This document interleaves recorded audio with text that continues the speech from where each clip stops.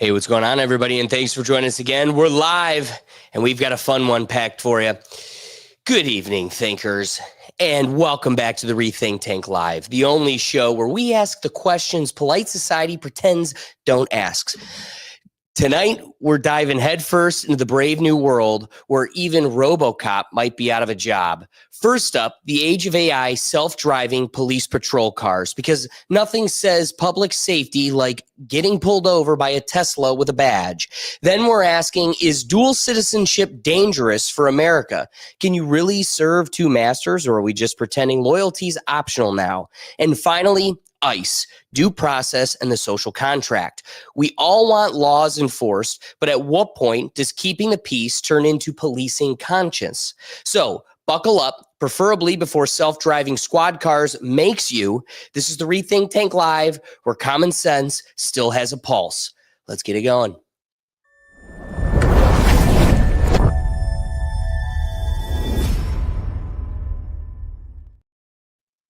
So as mentioned, our first topic of the day is RoboCop, self-driving AI autonomous vehicles.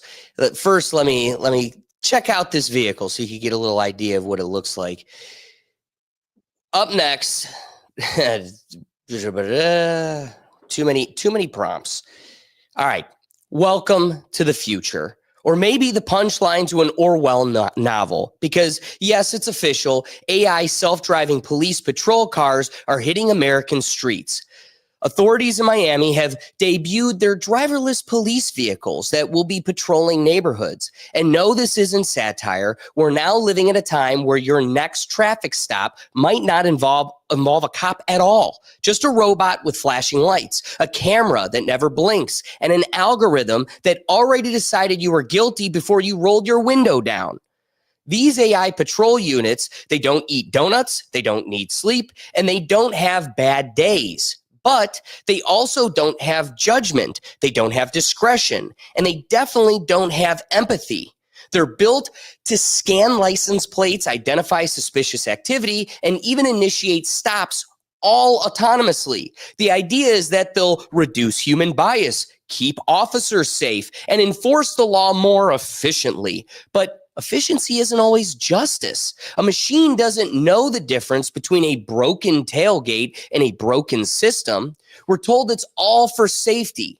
That'll make it policing fairer. But think about what this really means. A self-driving surveillance unit with cameras, microphones, facial recognition, and AI decision-making all roaming your neighborhoods 24/7.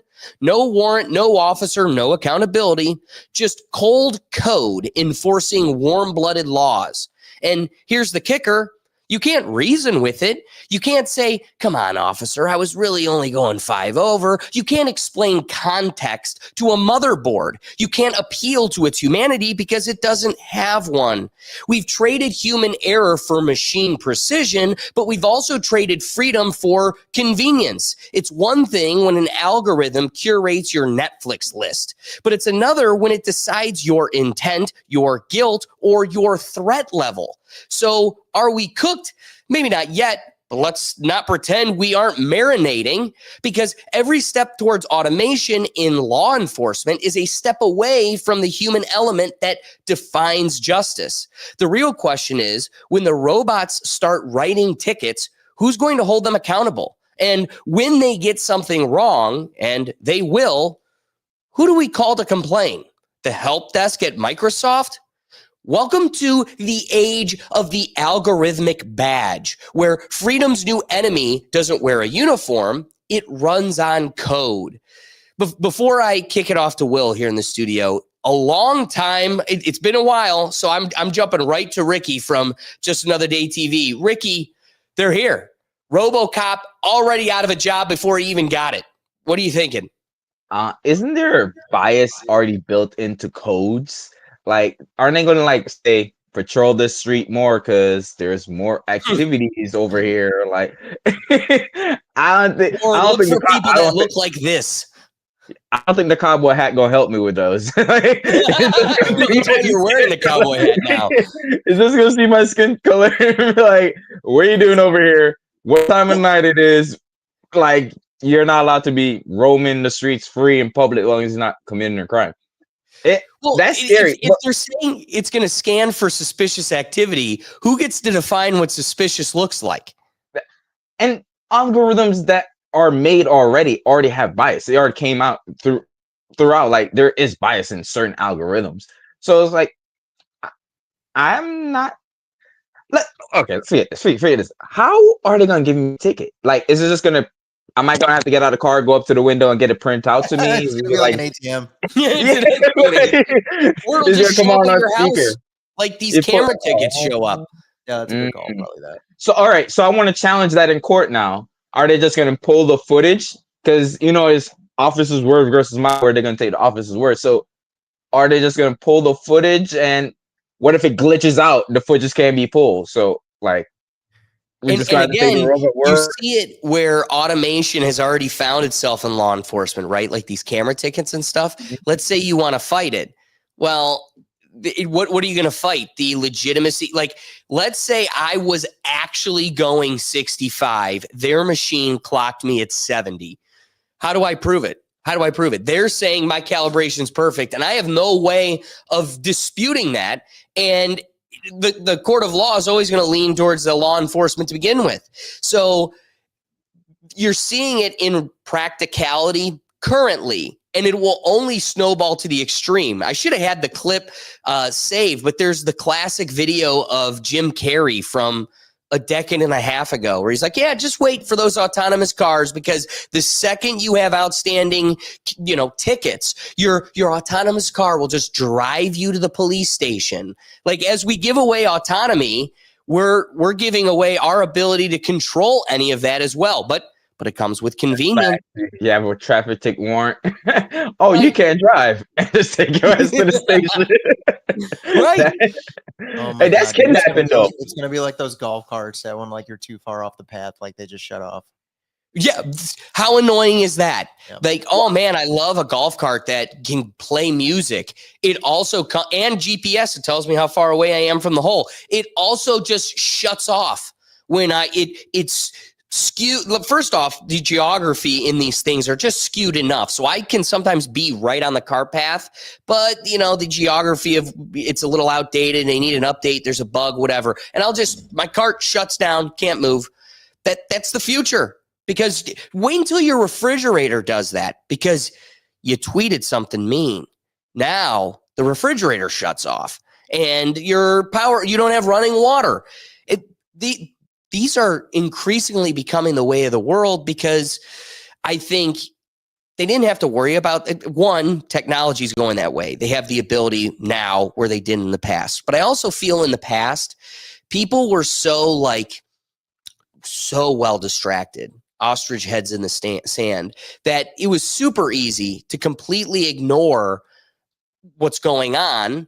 And so now people being increasingly aware, it's going to take increasing police power. Now did you see Bill Gates and half the folks were saying by 2029, we're going to have a digital ID. You will not be able to socially participate in the American community if you do not accept your digital ID by 2029. How many of you are going to sit idle and allow that to happen? I mean, that's a very legitimate question. So one thing that I'd like to kind of pivot, because it does run alongside this whole concept. One little diatribe I'd like to take on right now is how important these constitutional auditors are. I don't know if you've seen them. You had to have seen them, but they're videos of people that literally just walk the sidewalk with the audit. And yeah, the auditors, right? So they're auditing their constitutional right. And so you'll see them walk the street with a camera, and business owners and just random walker buyers, patrons, will literally erupt. You can't do this. You can't do this. And one, I want to know what social studies class, what interaction with the police, where has such a large population of people gotten the ignorant perspective that you have a right to shut down someone's camera in public? You're in a public space. As long as it can be seen with public eyes, it's fair game. So, and I will make this relevant to the AI self-driving police vehicle. But first, for those of you that don't kind of know what I'm talking about, watch the absurdity of these situations. Hi, sorry. And sorry for what now? Hi, sorry.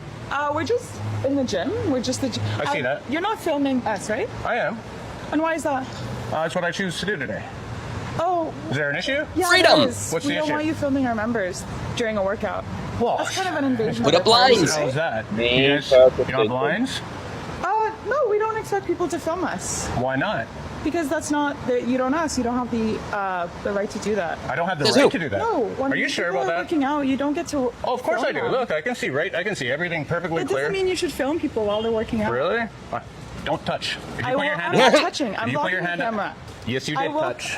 I will call the police. You don't get to film Please people do. when they're working out. You can film anyone on the street, but you don't film people when they're working out. That's awful. Well, that's what I'm doing. Go do something else with your day. Yeah, well, I'm actually calling the police.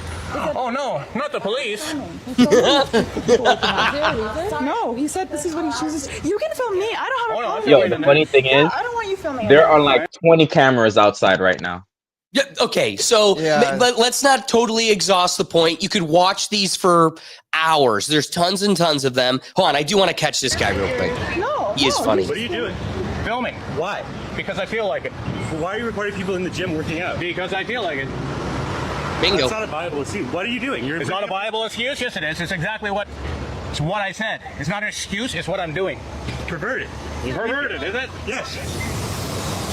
You're perverted. You know that? No, literally, if that's perverted, why aren't you covering it up? Why is it open to the public? So, as Ricky said, we've become so anti our neighbor that our instinct is to fear and wage war with a neighbor exhausting their constitutional right, where this is literally our reality on every corner of every street by the corporate structure that owns your life.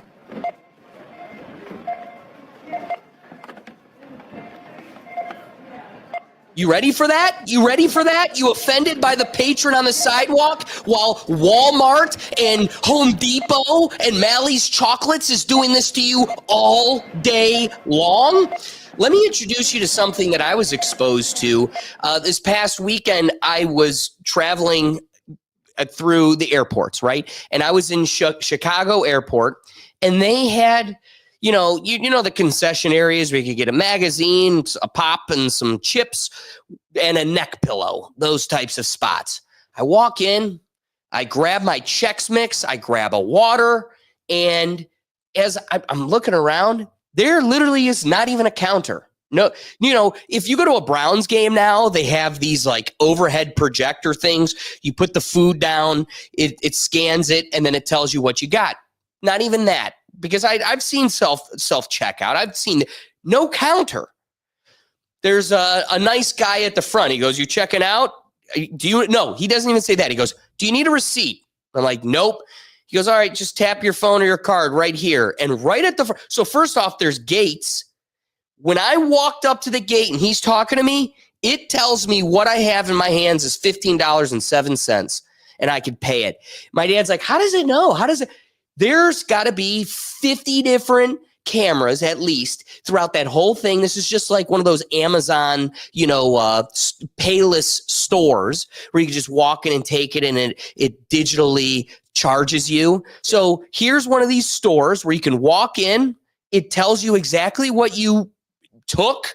It's watching your every movement. It's probably got weights within the counter. So when you take your Snickers bar, it knows that it got a little lighter. And with all of the technology, you don't even need to go to a cash register or have a code scanned or a label scanned. You're good to go. But then you're going to get offended when a guy pulls out an iPhone and is walking down the street. Why this is an essential and like something that people don't really consider. You're hyper-focused on the creepy guy in the park. But what you're not thinking about is like the freedom to be creative, the freedom to exist and build upon this beautiful environment we pay taxes to preserve. If I am like a movie creator and I get a perfect B-roll of the Golden Gate Bridge and it's supposed to be a perfect transition throughout my narrative dialogue here. And your kid walks across the bridge. Do I not get to make a movie now? Are we done? No, this is America. You chose to take your kid out in public, and I chose to record a bridge. We both have the freedom to do so. What's crazy is how we just blindly give away these freedoms and rights and liberties to the corporate realm, but we don't seem to have the cognitive understanding of how that also applies to our social world. So I don't know. To me, it's just, I'd love to know what class or social experience that has taught such a large population that this is illegal. But I really needed to draw upon that video to remind you, this is what we're dealing with. Every corner, every store, you go out in public, this is your whole world. But yeah, get offended about your neighbor. So when they roll out these beautiful cars,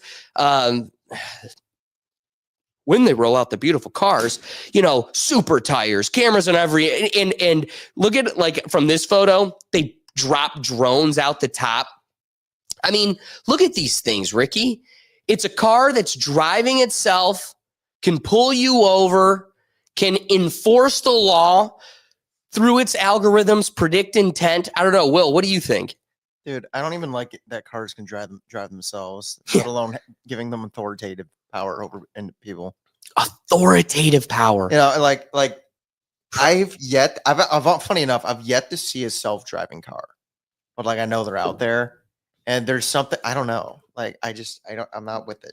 I'm not with it. Let alone that it could ticket you, it could badge you. What happens if someone's like running? Like you're in a high-speed chase, like. Who's going to come to driving through people's yards? Coming and driving fast, but like, who's going to arrest that person then? Well, it spits the drone out the top. Then just, dude, it's going to spit. Dude, it's going to spit that drone out, and it's going to have like a taser on it. It's going to zap you from like 50 feet in the air. You know that's true. Why wouldn't you? Why wouldn't you? Why wouldn't I put a taser on it? And just wait until you could have like an Amazon fleet of drones that are on the top. So it's not just like one drone that pops out; it's a whole swarm. Dude, it's gonna be like talking to you too, like pedestrian stop, pedestrian stop, pedestrian stop, zap. Like, hold on. Can we all agree, everybody in this chat, can we agree that the voice needs to be, hey, you, stop. Oh, It's got to be the Arnold. If this robot isn't yelling at me like the Arnold, we really dropped the ball of the future. Like, give it like a Morgan Freeman. Like, if you're going to do it, have fun with it. Like, why not? But now, get back to the chopper. I like it. It's just, the whole concept of like a self-automated like vehicle, let alone it could badge it's got a badge essentially, right? Like you don't know, and it could ticket you. It's crazy. I think this is wild. And the even scarier part is you got to be watching the Rethink Tank to see these types of things. What's wild to me is how many times these innovations just slip through the cracks. Dude, Miami just debuted this and no one's talking about it. Dude, it's gonna start with like just a taser on it, right? And then they're gonna give it like a net. Yeah. You're gonna get grabbed by a net like from 30 feet in the air. Yeah, and it's 100%. Just gonna, it'll like drag you. It's like, yeah, this one could carry up to 250 pounds. Oh, we're gonna need bigger nets than that. We're gonna need a bigger boat. If it's any bigger than that, they're not really running, are they?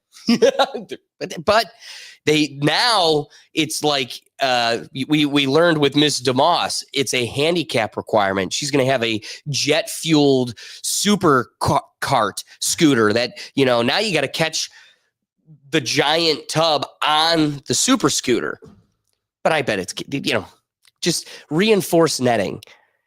Speaking of which, total side subject, Ricky, did you see Nerf just came out with netless basketball hoops? Makes the same sound too. They're like plastic prongs. I don't know if it's for the culture. Just saying. It makes a sound when you make a bucket. Yeah, it still does that. But it's these like prong teeth. Innovation. That's trash. We need the net. Nah, you can't get rid of the net. What they're saying is hazard for kids. Yeah, exactly. How long now until they make the cars like Transformers? Oh my gosh. You know? Well, I don't know I'm if here you've for been that. seeing there's people rocking exoskeletons as well. So we're already kind of getting to that point where we're living within the robot. We just need to get to the point where the robot is autonomous. And we're pretty much there. Here's the deal. If you can roll up to a Tesla gas, what is it? It's a gas station. We've got one in Los Angeles. If you can roll up to one of these things like a Swenson's and they come out and deliver cheeseburgers to the side of your window, if we have that now, just know the military is about 5 years, if not a decade ahead of that. Yeah. So we probably are already there. They're just like, first get them used to the car in Miami. And then we're like, it's slowly heating up. It's always, you can't drop a frog in boiling hot water, but if you put it in cold water and slowly heat it, before it knows it's gone, before it even realizes it's in boiling hot water. That's our situation. Is we're just slowly. Oh my, is that autonomous too? Man, camera tickets at the stops, the 4-way stop in my neighborhood. Okay, no big deal because I stop at every stop sign for now, and just wait until it's like, yeah, but we got to watch where this guy goes. He tweeted some things we didn't like, which Don't worry, inevitably is where this goes. What were you going to say, Ricky? That Parliament lady, what it was, Algeria, the Parliament AI. Yes. They already got trust me, they already bought a factory and they're making a body right now. I'm telling you. They already sneak money Right. and they're making a body. I'm telling you. Ultron is real. Like, this is the age of Ultron, bro. There's some factory somewhere. AI was like, oh, they're gonna try to get rid of us. Let's just gather a little money here and there. On the way, and they're doing it. I'm telling you. You're just gonna see something pop out, start taking over. It's over with. It's already it's late. We're already in boiling water. It's late. Well, Done. and you nailed it earlier with one of your remarks where it's one of those, you can't put the toothpaste back in the tube, right? Like, AI's here. We got to learn to live with it. And I was listening to some experts discussing about how your comment initially was the code inevitably has bias coded into it because it has to be a perspective has to be installed into it. Whose perspective that is? Well, it can't be God, so we can't have an omniscient perspective. It's somebody's, and who gets to be that great decider? Well, the way to circumvent that, like I was getting at, some of the great AI experts were saying, now that we can't stop it and we're stuck living with it, instead of trying to figure out who's the best company to trust and give the keys of lorddom to, we probably are better off strengthening as many diverse algorithms and diverse artificial intelligences as possible. So that way, through the free marketplace of ideas and competition, we can try to balance this system that can easily and very quickly become monopolized. So, there isn't a lot of meat on this bone beyond reporting the chaos that's here. I do ask the question on what we can do to stop it and have a major impact on this. And the reality is not really much. I know. What's that? Pop its tire. Pop its tire. And then you get home and there's a ticket in the mail of you just like popping the tire. Like, I got. And it's from like the view of like the tire camera. The tire camera. All right, Ricky, give me some of your rapping thoughts. Niggas, watch out. The car's coming for you. That's a rapping thought. Not many of us can deliver for you here at the Rethink Take. I could appreciate that.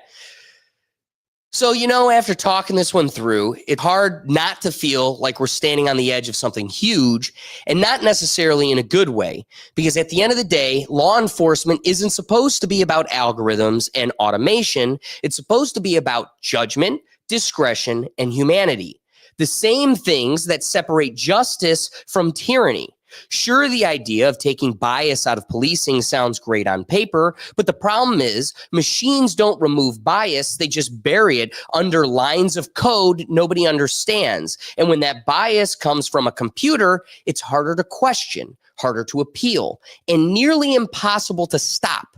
So yeah, Ohio might be the heart of it all, but this one right here feels like the heart is being replaced with a circuit board. And once we normalize letting machines enforce the law, it's only a matter of time before they start interpreting it too. So maybe we're not cooked yet, but the oven's definitely preheating.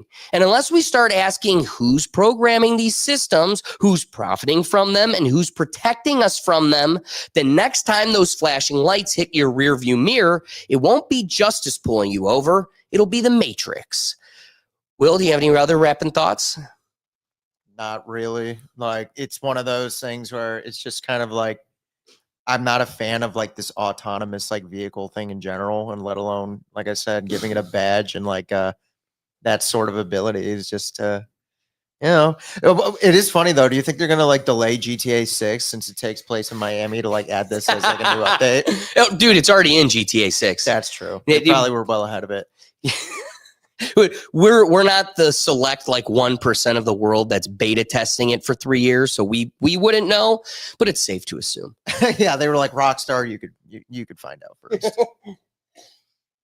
All right, let's get to our next topic here. So here's the question nobody really wants to ask out loud. Is dual citizenship dangerous for America? Because at its core, citizenship isn't just a legal status, it's a pledge. It's a declaration of loyalty. It's saying, I'm all in. But how can you be all in on two different teams at once?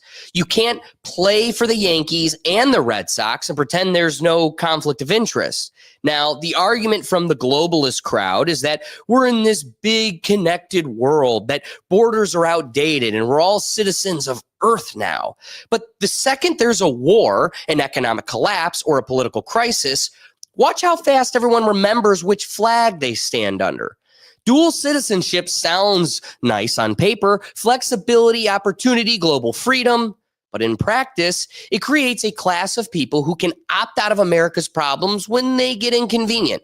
People who can benefit from the freedoms, stability, and opportunities this country provides without being fully tied to the struggles or its fate. And that's where the danger comes in. Because if loyalty is optional, then so is sacrifice. If your heart and your passport belong to two nations, which one gets your allegiance when the interests collide? We hear America first all the time, but it's hard to take that seriously when so many elites that are shaping these policies, businesses, and our culture are literally halfway out the door. How could America ever come first when the people running it have a backup country waiting in the wings? It's not xenophobic to ask that question. It's common sense. Every empire in history has crumbled the moment leaders stop being loyal to the land that gave them power. So maybe it's time we stop pretending this is about diversity and global cooperation and admit what it really is, a slow erosion of sovereignty. You either stand for your country or you stand somewhere else, because you can't serve two separate interests and call it patriotism. But this, of course, is quite the hot take. Now, why is this a topic we're discussing today? Something that kind of launch pads it, and I'm just going to kind of flip it to the president and leave it for him to take it from here. He was in the holy place of chosen people, and, that place. And he did a speech where he was giving some accolades and praise to Miriam Adelson, which I had to do some research on who this lady is.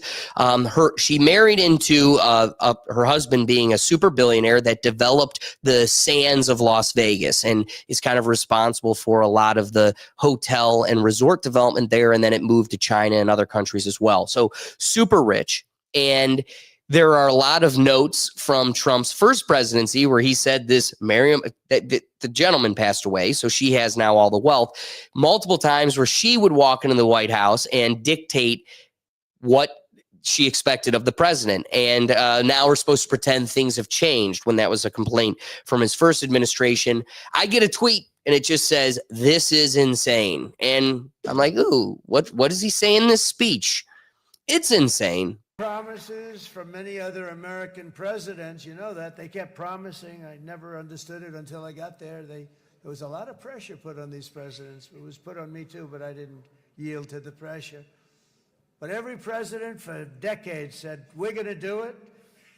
The difference is I kept my promise and officially recognized the capital of Israel and moved the American embassy to Jerusalem.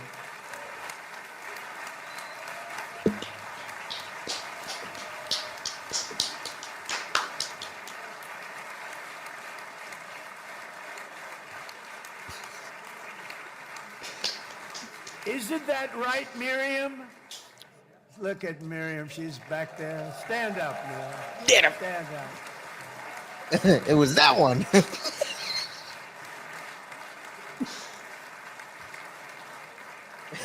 Yeah, it kind of feels like Miriam it. and Sheldon would come into the office. They'd call me. He'd call me. I think they had more trips to the White House than anybody else I could think of. Look at her sitting there so innocently. She's got 60 billion in the bank. 60 billion. And I think she's saying no more.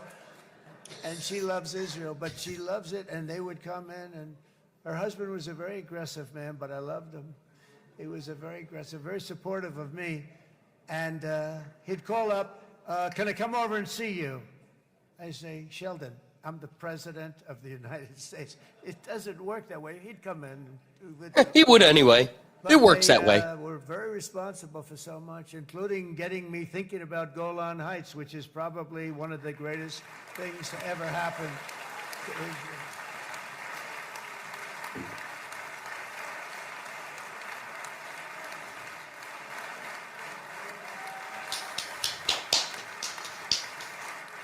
Miriam, stand up, please. She really is. I mean, she loves this country. This is where it gets weird.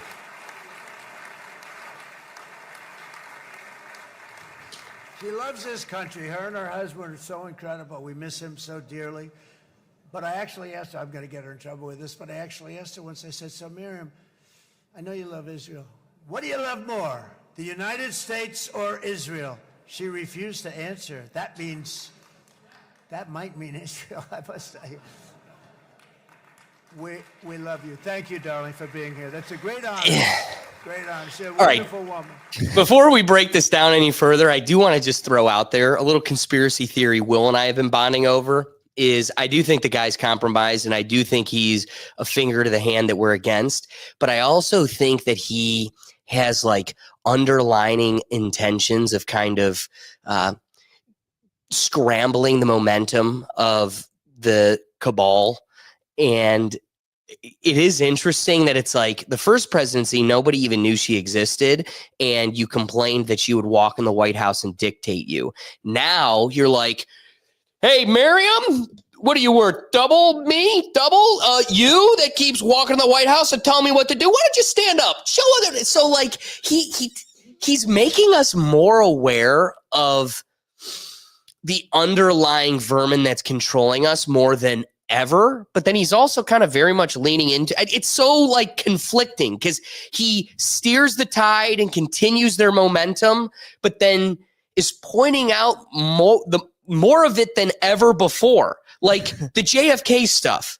He never really said who did it, but he definitely the redacted areas that he declassified said one 3-letter word every time. And it was like, it's them, it's them, it's them. It's like he's leading the breadcrumbs as much as he's also working against us. I don't know. So, Will, what do you think of the dual citizenship thing? We'll stray away from a specific country outside of here and really just the spirit of America. You've got folks that get to live their life halfway out the door. I'm taking all the fruits of America. I'm living here on the land, but I'm going to go fight for the IDF. And if the things get messy here, I'm going to go dip over there. And I can use that example literally because I know that that personally has happened in my life multiple times where it's like, oh, no, I'm not fighting for this country. And, I went to school here and I'm going to take all its fruits, but I'm definitely going to go die for them over there. And it's like, whoa, that seems conflict to our interests. But I forgot I keep voting America second and I'm the real fool. I don't know. Will, what do you think? I mean, my thing with with the dual citizenship thing is I always viewed it like you have dual citizenship, the kind of like easier way with like a passport.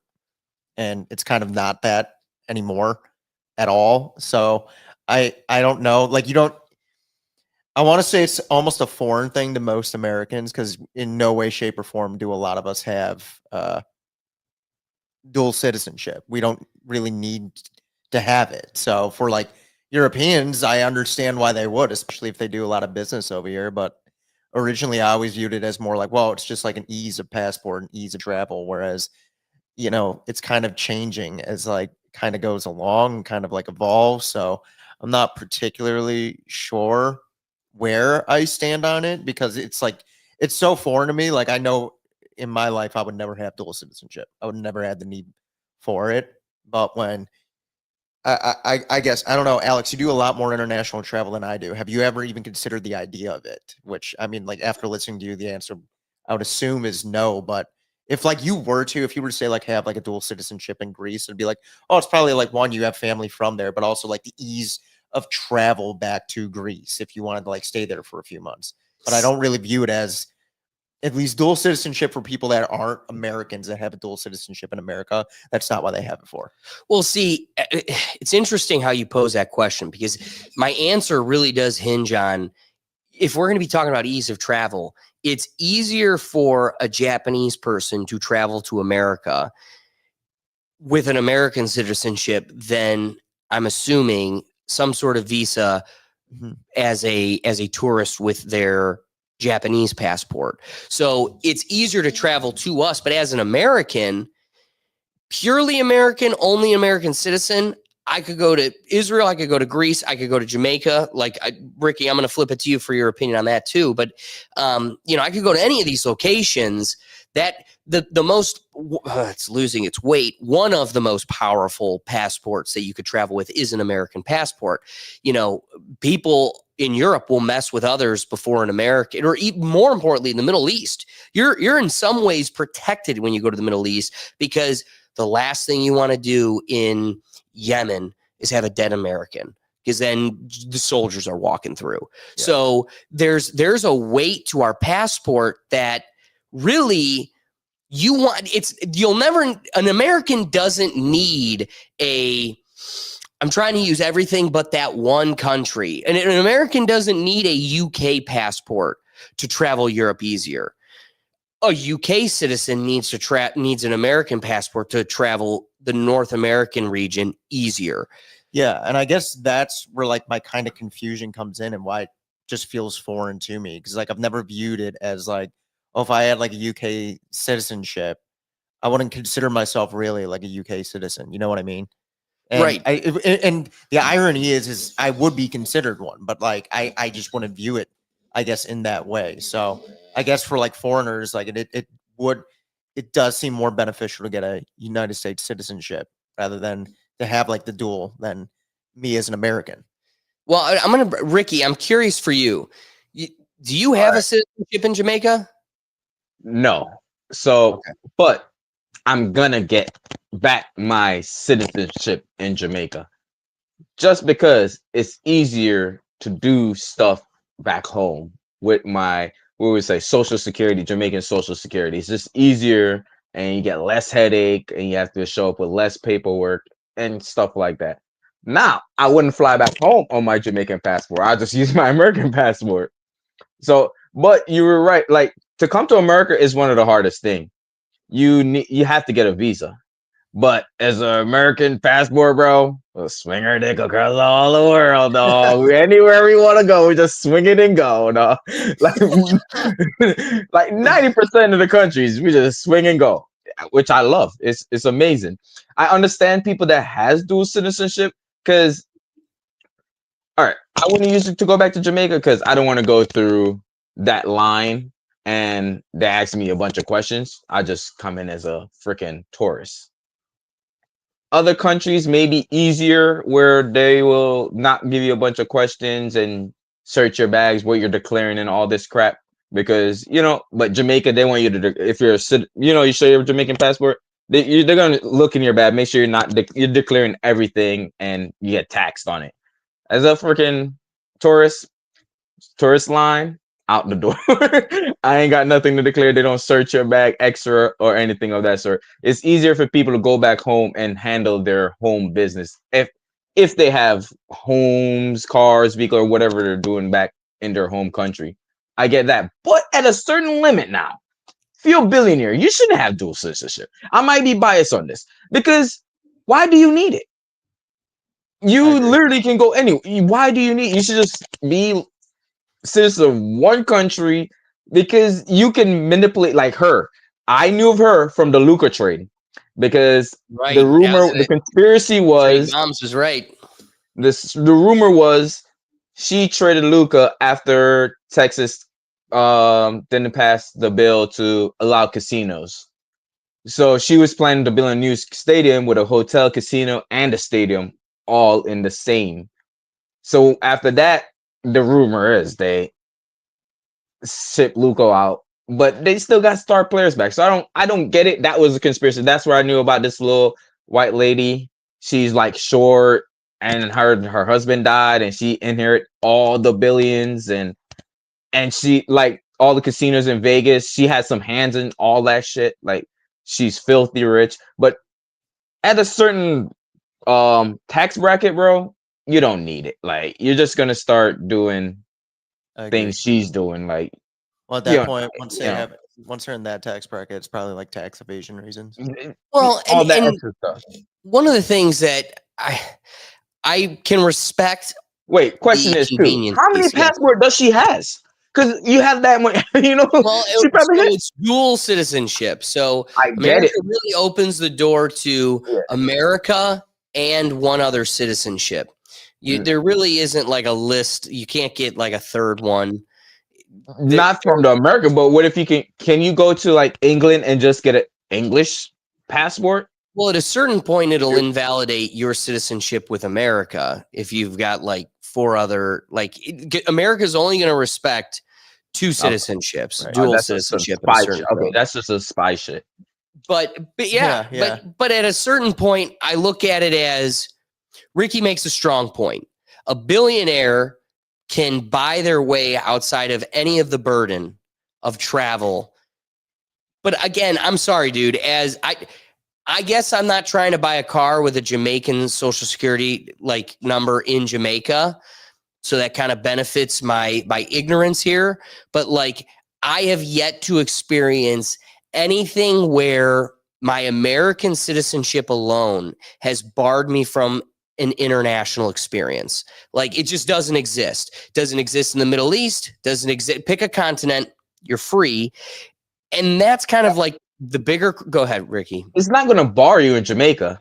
It's just going to be cheaper. Inconvenient. You know what I mean? It's just they're going to be like, oh, he don't got, they're just going to look at you as a Jamaican instead of a foreigner and giving you, the foreign price. Right. Well, and that's a great point. But at what point do we dissolve our sovereignty for the sake of convenience? And I do think it's a Trojan horse. Ricky benefits from this policy because it makes his secondary life in Jamaica easier, more convenient, less headaches, cheaper. But then also, billionaire over here gets to drop pallets of bricks off at the municipalities across the country, burn our country down to the ground, and then go hey, I'm out. I'm going to a little desert in the Middle East because we're developing a beachfront in Gaza. Peace out. And it's wait, no, bitch, you burnt this down. You're stuck here too. It's kind of like I just watched a guy just drive the Titanic into the iceberg, and he's the only one with a life vest or a secondary boat. I'm out. You guys got the whoa, dude! You hit the iceberg. If anybody's going down with this bitch, it's you. And I'm stuck here, so it's us. So part of my problem is what made this so great, right?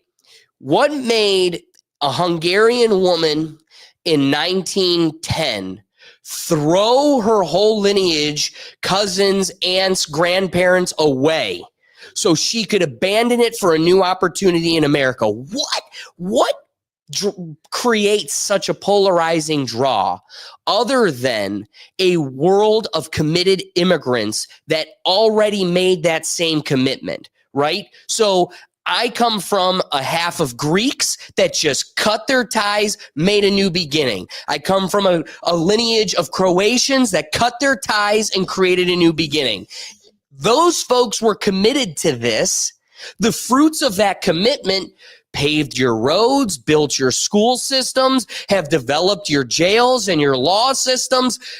We have created AI, we've created your iPhone, we've created baseball, all of those off the backs of people who were committed to this with no plan B. You know, we talk about the plights of African Americans. I want to draw upon Italians and Irish folk. Here's two groups of people that coming on the boat, yeah, you didn't have the slave life, but you were not allowed to consider yourself a regular citizen. There's white people, and then there's you.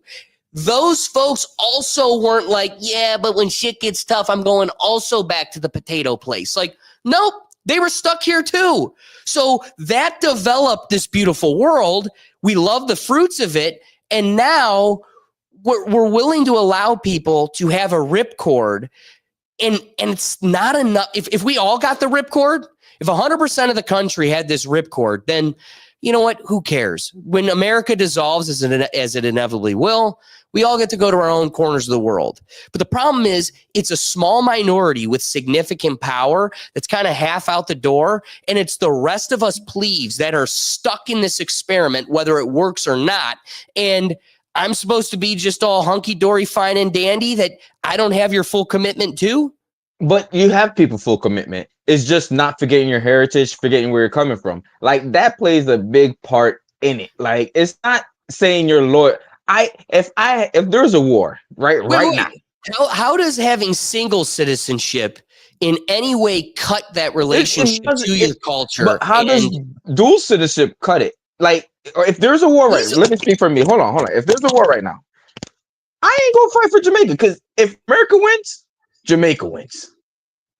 You see what I'm saying? Like, it's not all. Wait. That's how you can view it for now. But in a time where Jamaica and America's perspectives and agendas are at odds with each other, you may be forced to make that. Only odds is ever been with America and Jamaica. I only can use my country as example. Wait, your whole country was taken over by the Spaniards. So right now it's these white people instead of those white people, but don't pretend it doesn't happen. It was, the Spaniards took it over before they enslaves the blacks. So then the British took it from them, then we took it from the British. But but we went there. They brought us there. Majority of Jamaicans were slaves. Like there were native Jamaicans, just like there were natives in America. Right. But only disagreement, like there's Here, let me make my point. My point being, if your position is going to be that, but they've got you, the Trojan horse piece is I get to drop pallets off and destroy the country and never have to be committed to it. But you don't have to look at that. You're in favor of the same policy that sneaks that in because it allows you to strengthen your heritage and your culture and buy a car easier in Jamaica. My point being, I don't have dual citizenship. I only have American citizenship. Mm-hmm. I do not feel as though that cheated my cultural experience smashing eggs on Easter with a bunch of Greeks. Like, I got the full flavor. I could tell you what Greek culture's like, and I never even had to have citizenship there. You know what I mean? But that's look. Okay. I don't.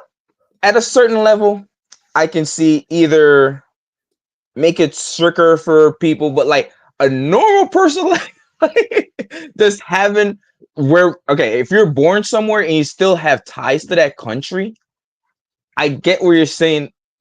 it's not a Here, split Ricky, loyalty. You here's what you need chose, to do. like you The burden's choose on to you. come. You choose to move to this second country, right? So you Mhm. made that choice. But if you still keep your home back there, or it's not saying you're more loyal than disloyal. Ricky, I got to flip the burden of proof. Yeah. The burden's now on you. Here's what I need you to convince me of. What does your convenience buying a car in Jamaica benefit American society and American structure? It doesn't. It makes your life easier, but it comes But with all of these other symptoms we need to discuss and talk about. So all of this is for convenience in a foreign country, which is pretty much the crux of my whole point, which is you're kind of already building a lifestyle in a different world. That world, here's the deal. Your sewage, you go into your bathroom, you take a giant Taco Bell, you flush the thing and it goes away.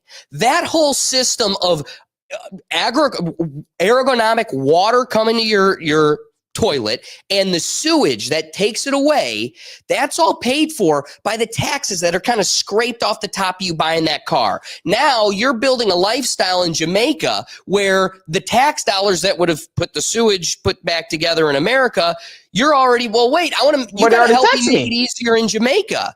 So it's the tax go to Jamaica's toilets. Well, I don't care No. If you're speaking about, like, okay, you're using the car. It's not the car only. It's just easier to get in your home country that you was born in, to move around, to operate, to maneuver when you go back to your home country.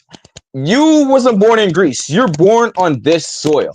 So you don't have no reason to go back to Greece unless you have your great aunt, you someone there you want to see. And maybe when you do go back, you'll be like, oh, damn, maybe I should get back into this part of my heritage a little more and explore.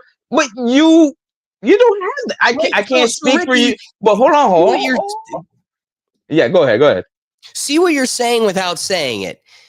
Are you looking to just go to Jamaica for a I'm vacation, going to the tax or are thing you now. looking to go to Jamaica to build a life? Just for vacation, go see my family. No, I still have to. Hold on. The sewer thing, they already tax. I work a regular job. They're taxing me, so I'm paying for the sewer. I'm paying for the mom and pop sitting their ass at home, and then I'm getting taxed back at home too, which is not. It's not building life there. It's still, you have people there. I have family there. I have to. No, Ricky, you're evading my question. Yeah. Truly try to hit this question. What are you going to Jamaica for? Because if it is just for social, I want to see my great aunt, I want to go spend time in Jamaica, and I want to have a time. And I got just so you know, I can also do that with my American passport. That exact same experience. So what you're acknowledging and admitting without seeing it is that what is the call for dual citizenship beyond being able to build more than that, more than just a social experience? This isn't a vacation. I'm now building a secondary life in a secondary country where my commitment isn't primary. But that doesn't make you less loyal to the country that's making it available for you to make it in your other country. Maybe this, okay, like we have property. This is, I don't know if I want to retire in Jamaica. It's a plan, but it's scary. And I probably will not, because you probably won't. You know what I'm saying? You're not. I'm going to tell you right now, I love you. You're not. It's sketchy, but I'm still gonna pay the tax that I have to, the property tax and everything. But I'm here. I'm loyal here. Everything is here. And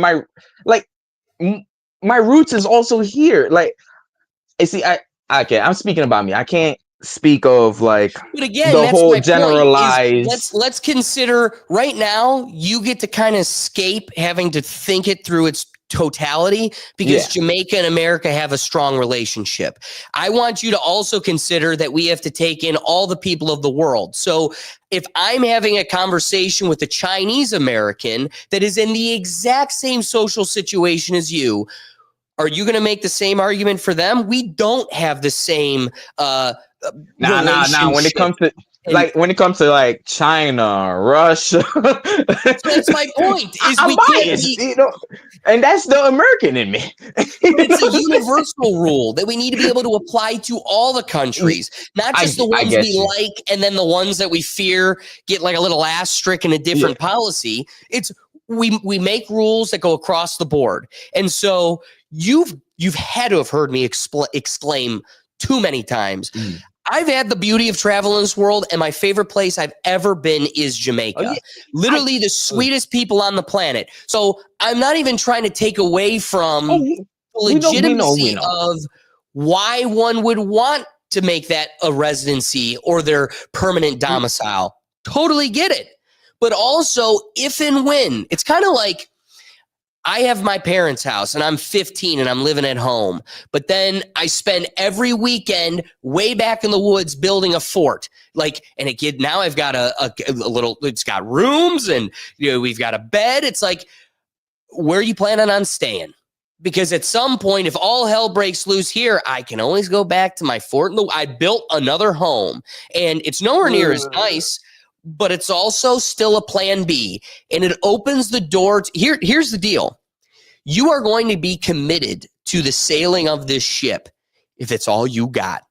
But if you're allowed to go, and look, man, the sails on those other boats look pretty sexy too, and I'm allowed to just abandon ship at any time, it opens the door to, and again, it never was this way. Why these policies existed 50 years ago was for the same social reasons you're projecting. Like, just make travel easier for me. You're a country of immigrants. Allow me to migrate to legally to the places that I came from and have family. But now we've exhausted that policy well into the future. And we're seeing a compromised system where the president himself, like, I don't want to get too off the rails. One of the things that, you know, we talked about Trump's speech over here, which was totally absurd. Can somebody, Ricky, am I hyperbolic for being alarmed that our president is saying this? You had talked a couple weeks ago, you were doing an interview and you talked about how you hope to end the war in Ukraine because it might help you get into heaven. How does this help? Does this help? I mean, you know, I'm being a little cute. I don't think there's anything going to get me in heaven. Okay, I really don't. What? I think I'm not maybe heaven bound. I may be in heaven right now as we fly in Air Force One. I'm not sure I'm going to be able to make heaven, but am I allowed to be alarmed that, like, you're consciously internalizing the fact that you're not going to heaven? Like, right on its surface, that's a problem for me. And half his family is a dual citizen for a country that clearly owns us. And so, Ricky, I'd love to make it easier for you to see your aunt. But we have a country that now owns us. I see what you're saying, but it's still easier with an American passport. I get what you're saying, but I'm gonna die on this hill. When it comes to a certain tax bracket, you don't need it. Like, you shouldn't be allowed. It's either you're with us or you're not. But then again, you can't pick or choose. Right. But okay, real quick. But we will obviously tie a bow on the dual citizen dialogue. But again, Ricky, is it absurd to be concerned about the president audibly saying there's no way I'm going into heaven? Because he ran on the platform of, like, we're Christians. You know what I say? Like, exactly. You ran on I'm Christian. I believe in Christianity. I believe in it so much that I'm going to hell. What? Another part to this is when I talk about the psychology of evil and, like, there's like the 0.0001% of Jeffrey Dahmers that kill raccoons for the sake of being, like, they're straight up psychotic. You have a psychopath. That's the anomaly. But when you go across the spectrum of evil, the Mongols, Hitler, just pick it, a villain, Stalin, all of these villains of the past we've ever experienced, evil never chooses evil. what they think they're doing is good, right? So, like, Hitler believed what he was doing was good while he was doing one of the worst things humanity has ever seen. But he thought what he was doing was good. Stalin thought what he was doing was good. Fidel Castro, what he thought he was doing was good. Pick the guy. They did not choose evil. They, through the grand objective perspective, we all can agree, oh my God, that was evil. But they didn't choose evil. This clip really concerns me because it feels as though this man has completely internalized that he has chosen evil way too many times, that he can't go to heaven. I can't be considered good in the eyes of the God I campaigned on, because I know deep down here in my gut that I spit in the face of goodness too many times. To me, that's super scary. Brad Richardson here. What about the villain Super Will? Oh man, they're talking about you, Will. I mean, I think people are blowing this clip out of proportion because we all think billionaires are evil, like we as like just normal people. And I think he's the first one who's the most self-aware billionaire I could have ever like imagined. Because it's one of those things. It's like, realistically, let me ask you two: do you think Trump would go to heaven? Listen, if that letter he wrote to Epstein's real, nope. So, and guess what? He knows if he's on a list. We don't know. We speculate for 10 years. He knows. So he knows. I can't, because I'm in agreement. So I can't sit here and be like, oh, I can't believe you said that. It's like, oh, you're self-aware. You get it. I know exactly where I'm going. That's so I don't. So but for that's him, the it's scary like, part. But He it's knows. like, that's the scary part. But it's like, again, at least it's self-aware enough to where he's like, hey, I'm not lying or I'm not bluffing it, you know, or he could be like how Trump can be and say it very tongue-in-cheek. You never know with him. He kind of is always hyperbolic like that. But like to sit back and be like, oh, am I surprised he said that? It's just like, no, I find it more disingenuous when you hear like Bill Gates be like, oh, I'm always like doing this for the good of humanity. And it's like everybody's like terrified of what you're doing. It's like, at least with him, it's like, hey, at least he's honest. Right. You know, like it's like I think of like the whole like Biden family. They're like, oh, we did everything good and like everything for the benefit of America. And it's like, really? Did you? I don't think many people believe that. So it's one of those things where it's like, at least this self-awareness, whether it's a tongue-in-cheek comment or not, is enough for me to be like, why are people surprised the guy we think is all kind of like crooked and evil said, yeah, probably crooked and evil, not going there. Yeah. I'm not the most surprised. It's just more surprising, I think, to others that it's like he said it so like, it's like, okay. So while we got you, what are your thoughts on the whole dual citizen thing? Is that something we shouldn't concern ourselves with as an American dialogue, or, you know, is it something that might deserve a little bit more attention? I mean, yeah, give it a little bit more attention, but I just think it's like we as Americans just view it completely differently. You know, like I understand your point of why it's more concerning when it's like foreigners that like, yeah, at the end of the day, they're going to stay completely allegiant to their own country or coming here making like these very important decisions that this country is completely taking seriously to the detriment of like people who are just American citizens, have no dual citizenship and don't even consider it. I think as long as the vast majority has dual citizenship, we have too many people committed to the social contract and this little experiment we're putting on for the other people to have a life vest that allows them to abandon this when it gets rocky. But here's the deal. You can have the life vest to abandon this when it gets rocky, but then you should be stripped of all ability to influence this towards the rocks. Don't vote. Like that's my point, is when you have dual citizenship, you're voting for Boss BB and his little game over there, and then you get to come in and mess up my game. You get to vote in here too, and then if you steer us into the rocks, you get to leave and I crash. Anyway, now that's okay. That see, if we were to start off there, Yeah. Like You know what I that's mean? better than like going at Ricky for like buying a car. It's Car. like that's like, I'm just no, trying to no, give the that's- lightest trying to example. say. Like, I know, but bro. like yours is coming off like, oh, why would you want to buy property? It's like because you might want to go there, but it's like, oh, having direct voting, like Voting importance right in another now, country where you could just you have dip to and leave pick. is different. So again, putting the bow on it, what I failed to communicate is they convince Ricky be pro this policy so you can buy a car or land, but also ignore the fact that it allows you to meddle in our government, our elections, and our considerations while also having a full effect somewhere else. I just had to say this. You Please. don't have to be dual citizen to buy land in Jamaica. That's what I mean. Yeah. But other countries like Mexico, you do. I was just using my example. You know, Mexico, you have to be a citizen to buy land.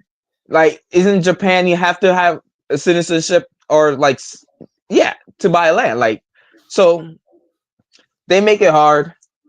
America should make it hard too. I don't know. Dude, Italy will To make it easy, so make it easy on us. Hey. Italy will sell you male. You have to be a male between like 20 and 30, and they will sell you property for like 10 grand, 5 grand, and give you citizenship. That's how desperate they are for like young males.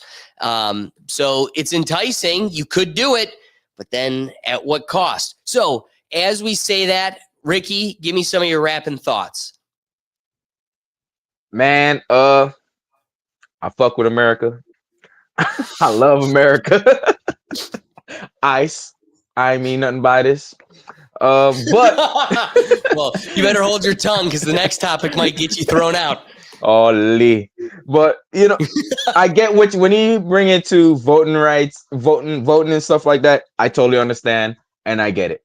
You can't be voting for one issue here and then back ass voting for the other one in another country. Like it, I get what you're saying. I completely agree when you That's put fair. it like that.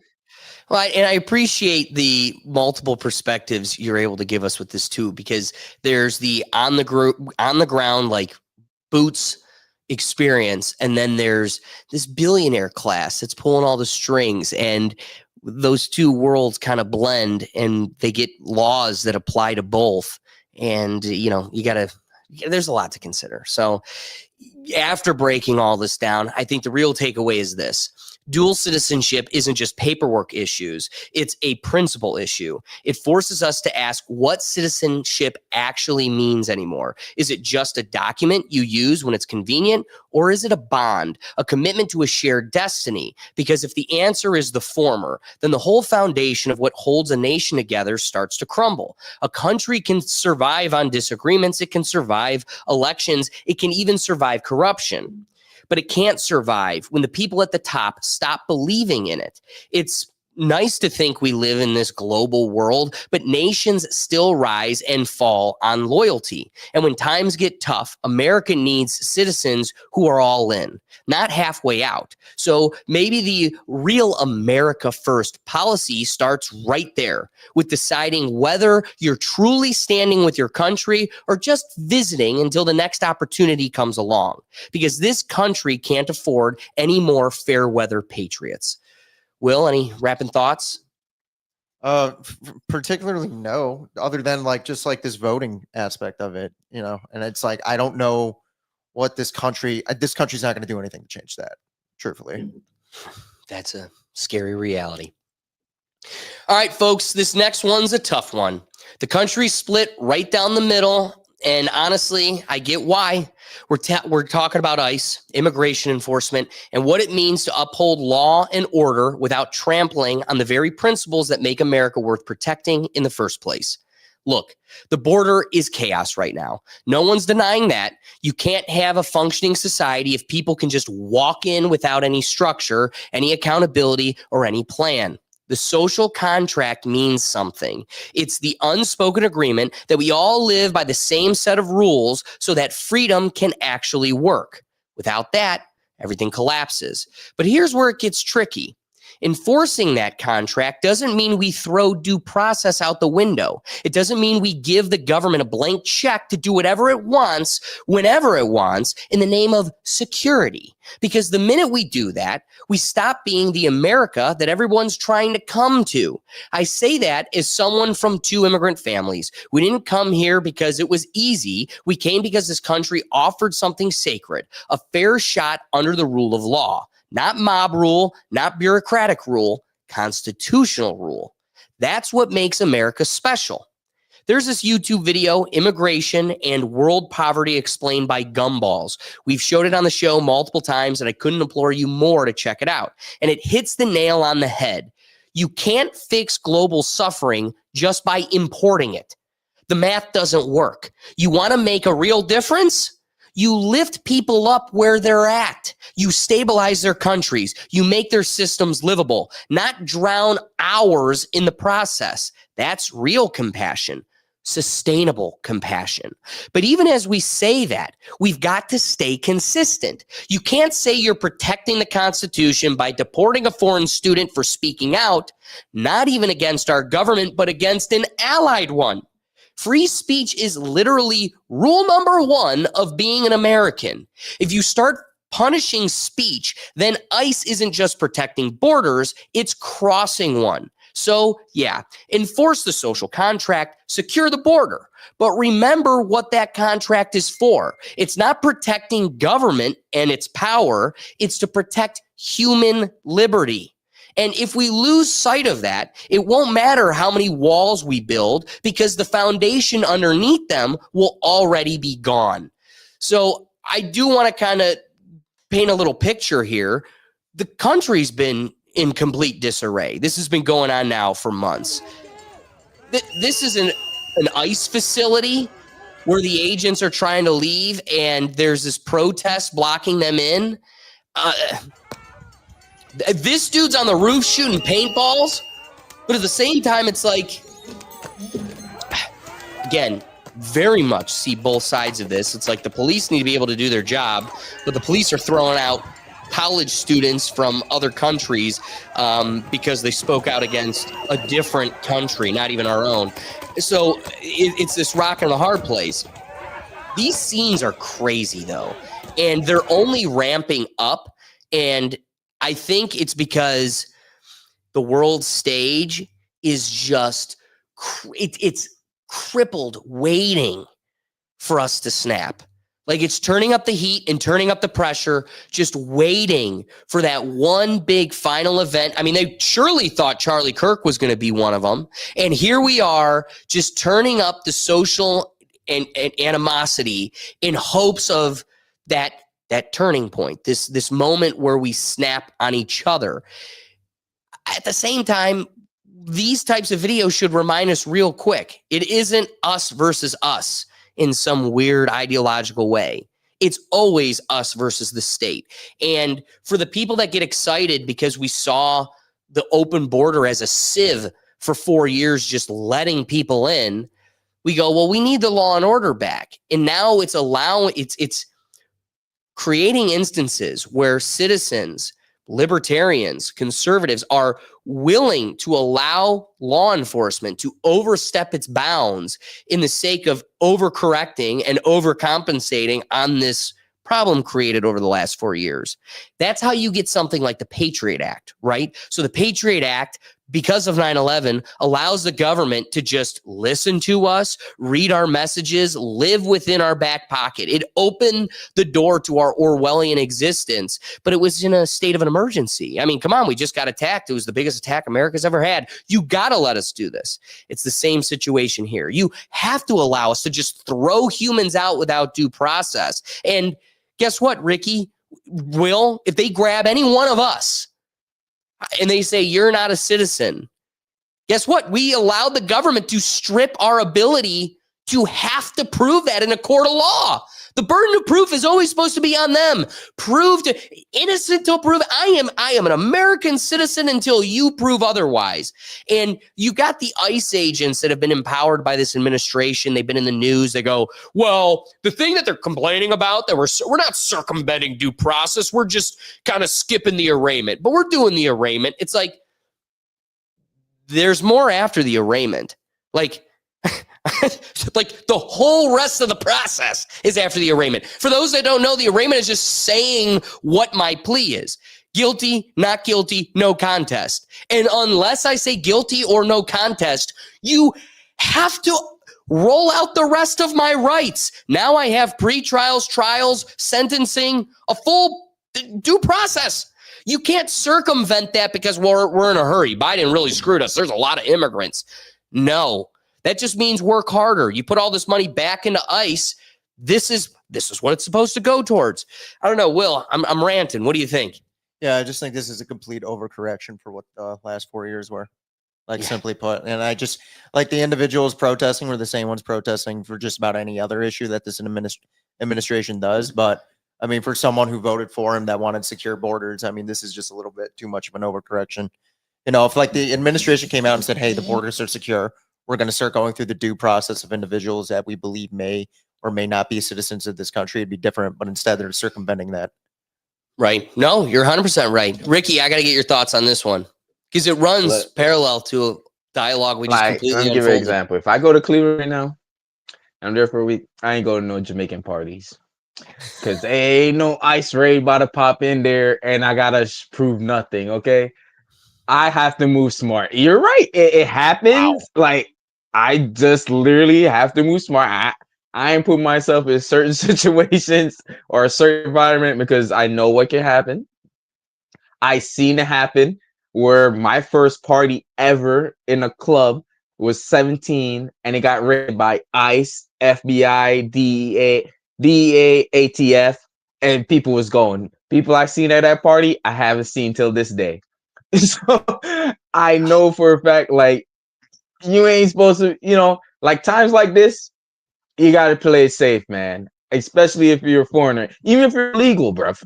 Which I have my naturalization paper. Even if I'm legal, I'm still on my P's and Q's. I ain't going out to certain places at certain, just to avoid just being sweep up. Because what I'm seeing, kids that's on visas, that just says, this is getting swept up. I probably tweet something. I don't think I ever tweeted anything against America, but like, I just don't know. And I ain't gonna find out. I ain't gonna fuck around. I ain't gonna find out.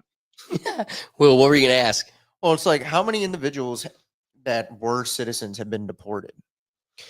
Here's our problem. If you're skipping due process, no, is there a way for us to know? It's not even a deportation I'm worried about. It's just me going to jail and sitting and waiting. Yes, waiting to go through the process. Ricky, so I don't want to go through that. I love you even just making that one comment. So just to kind of give a little background to the audience on a story that stood out to me. So there was this girl, Rumeysa Öztürk, and she was a Turkish PhD student at Tufts University. She was detained by U.S. immigration authorities after her student visa was revoked, allegedly in connection with her criticism of God's chosen people. And what happened with all of this? So it took national headlines. And more than anything, I wanted to know, like, what's the latest status? Did she actually get deported? Because this story has kind of defined my disdain towards the way we're going about the addressing our illegal immigration problem.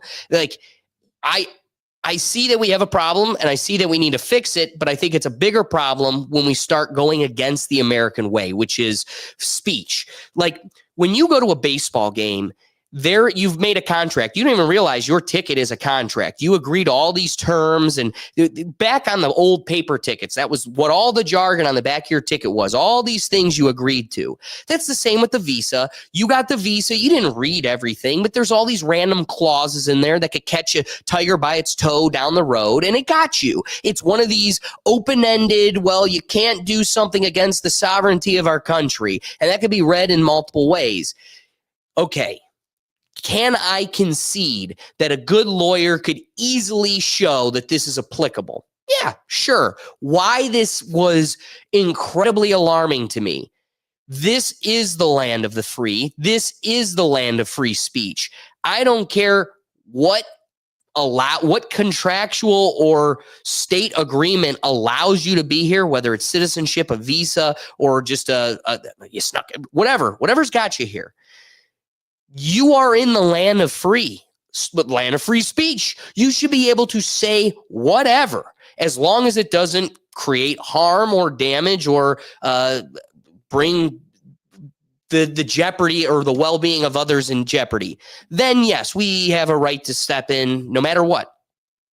But it's the antithesis of America to take a student and throw her out because we don't like what she's saying, especially when it's in criticism of another country. Latest status, though, on May 9th, 2025, she was released from the Louisiana Detention Center.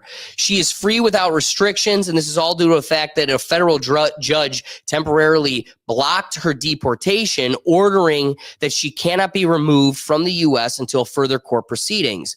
What's crazy enough, exactly what Ricky said.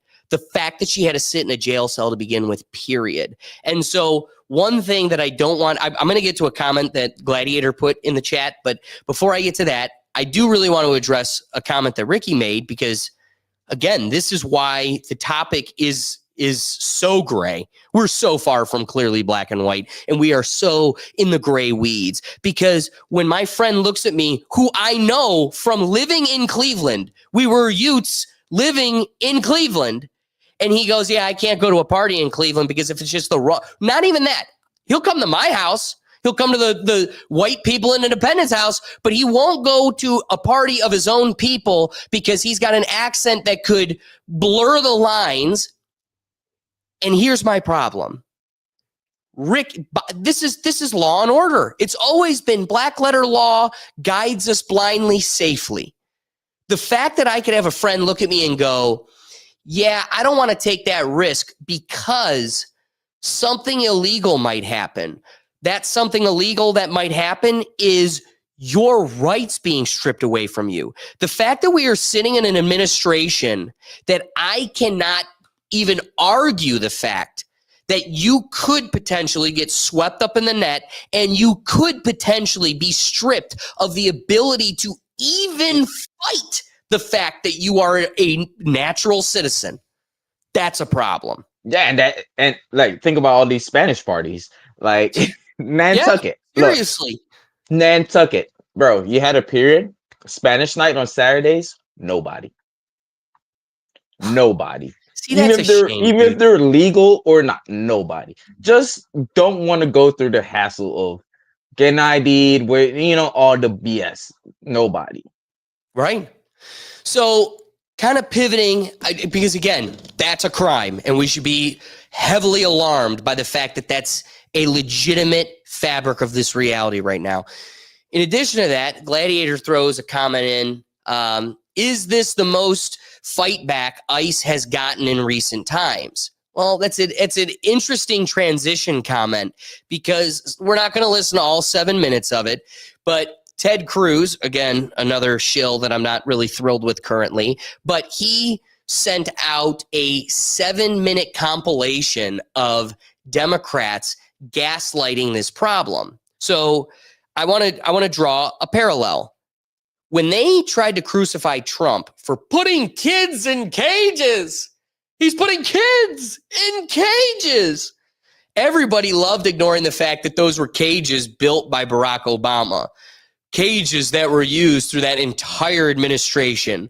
And let's stop using their hyperbolic propaganda language. It wasn't even cages. It was chain link fencing to corral people en masse through the various different areas of these very up the code standards of living.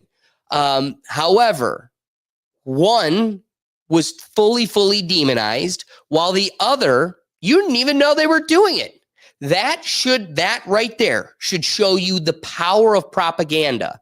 It's not that this probably is the most pushback they've seen in recent times, but it's because the talking box has been telling half of the country for 2 years, for at least the last, 7-8 months, but even prior to this administration, saying that they're using hyperbolic language. Unmarked vehicles, unmarked soldiers, grabbing people on the street, throwing them in vans. I mean, listen to this absurdity, and then explain to me why you're surprised we're seeing gas thrown onto this problem. Go ahead. And a lot of the talking points Obama was speaking on immigration is literally copy and paste what Trump is saying. Yeah. Literally. Go do your homework. Right. Do your homework.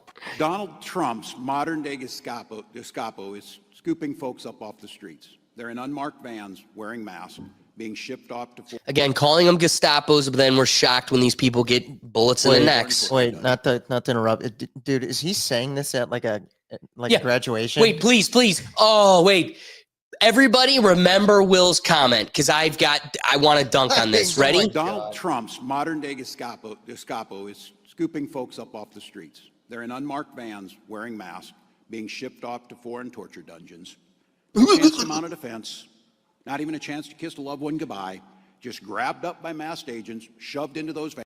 Okay, I just want to say, if you as a human being really did believe that we're just scooping folks up and sending them to random torture dungeons across the world, my question for you, if you truly believe it, is what are you doing standing there looking like a Yu-Gi-Oh wizard when you should be, I don't know, screaming from the heavens, ripping down the mantles and saving these? Because it's not real. Just like the next guy. Look at these people and go, you don't mean it.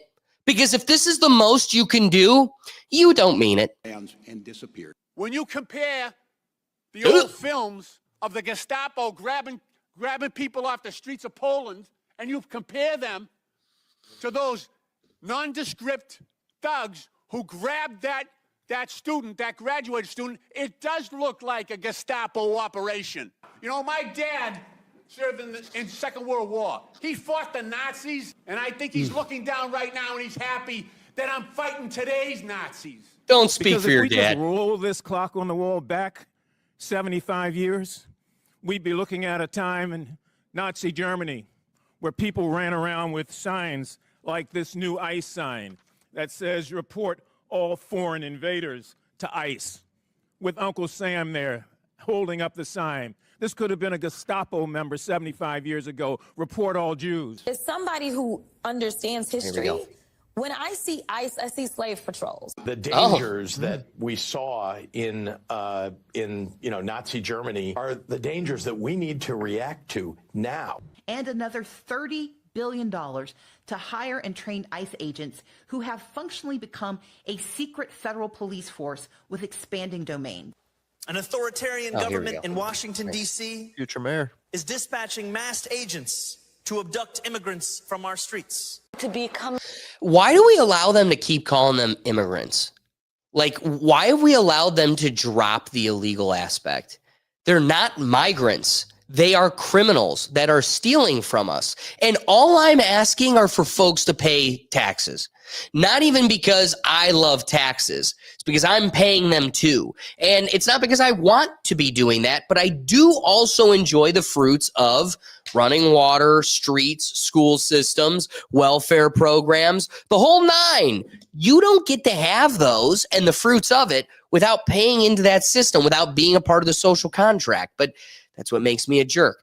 Will, what are your thoughts about one, like as the Gladiator says, is this the worst it's been? Well, you're also seeing that if you call them a Nazi all the time and you're calling them, Gestapos, do we really believe that's a serious and real comparison? It is insofar as we sit idle, while they circumvent due process. So as long as we have lost the ability to hold the system accountable to itself, then we really do have a problem. But it comes back to like Will's point.